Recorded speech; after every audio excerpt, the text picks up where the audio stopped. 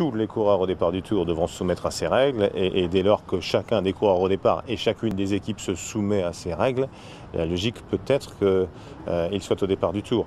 Il faut dire une chose supplémentaire, c'est que nous sommes le 10 septembre et que beaucoup d'eau peut couler sous les ponts d'ici au samedi 4 juillet, départ du Tour de France à Monaco. Ja, het nieuws over de terugkeer van Armstrong ging eerst rond als een gerucht. Maar inmiddels heeft de Amerikaan het zelf ook bevestigd. Veel heeft hij er nog niet over gezegd, dat komt nog. Maar hij heeft via zijn eigen website al wel bevestigd dat hij terugkeert. Hey everybody. I know there's been a lot of reports in the media today about a possible return to racing. I just want to let you know that after long talks with my kids, the rest of my family, a close group of friends, I have decided to return to professional cycling in 2009. The reason for this is to launch an international cancer strategy based on the fact that we lose 8 million people around the world to this disease, more than AIDS, malaria, and tuberculosis combined. I will announce the entire initiative as well as the other plans for the comeback on September the 24th at the Clinton Global Initiative in New York City. Ja, op zich is het allemaal duidelijke taal van Lance Armstrong.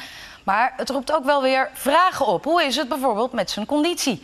En bij welke ploeg gaat hij rijden? Als hij met zekerheid de Tour de France wil rijden, dan moet hij een contract tekenen bij een grote ploeg. In theorie kan dat iedere formatie zijn, maar in de praktijk is het bijna ondenkbaar dat Armstrong dit avontuur aangaat zonder Johan Bruyneel. De man die als ploegleider aan de basis stond van zijn tourzeges.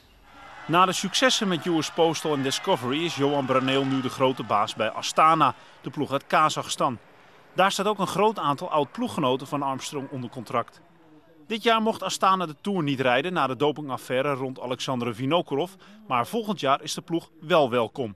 En dus ligt het voor de hand dat zij de werkgever van Armstrong worden.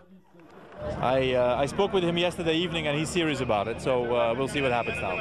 Bruyneel houdt zich op de vlakte, maar dat is logisch, want bij Astana rijden veel toppers. Bijvoorbeeld Levi Leipheimer en natuurlijk Alberto Contador, de winnaar van de Tour in 2007. Si viene al equipo no, pues yo creo que sea bienvenido. Contador en Armstrong. Het zou een luxe probleem zijn voor Bruyneel, die ervan overtuigd is dat de Amerikaan het nog steeds kan. It's a difficult race to win, you know, it's a difficult race to control as a favorite, so I'm confident he can win it.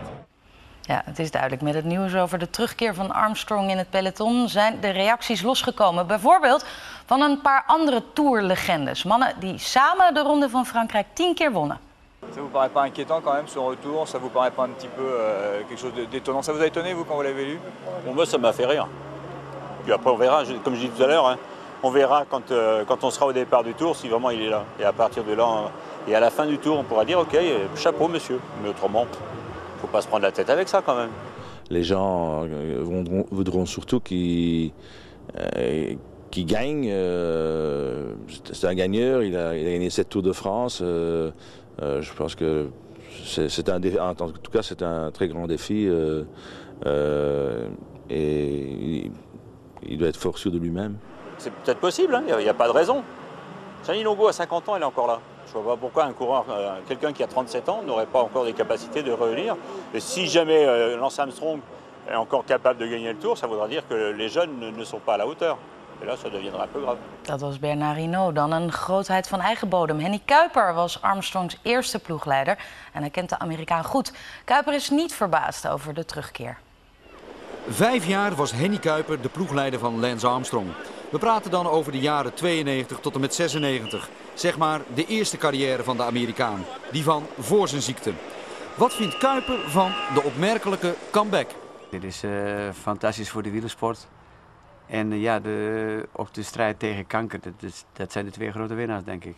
I have decided to return to professional cycling in 2009. Armstrong komt terug, maar kan hij de Tour ook voor de 8e keer winnen? Henny Kuiper. Ik zeg bij Lance nooit. 37 wordt hij al deze maand nog. Dus dan kun je nog makkelijk klassiekers winnen. Goed zijn in klassiekers. Tour de France duurt 3 weken. Tour de France duurt 3 weken.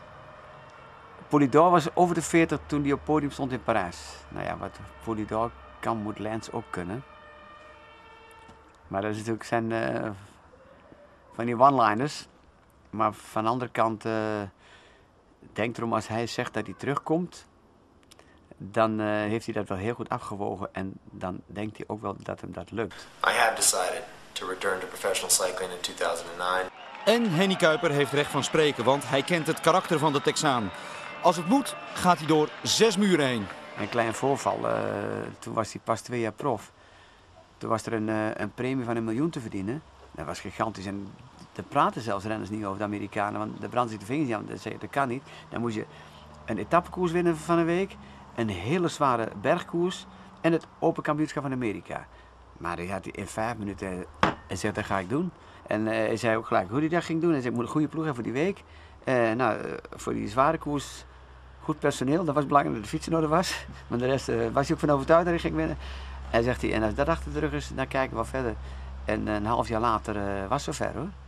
I have decided to return to professional cycling in 2009. En zo concludeert Hennie Kuiper. Als hij komt, laat hij niks aan toeval over.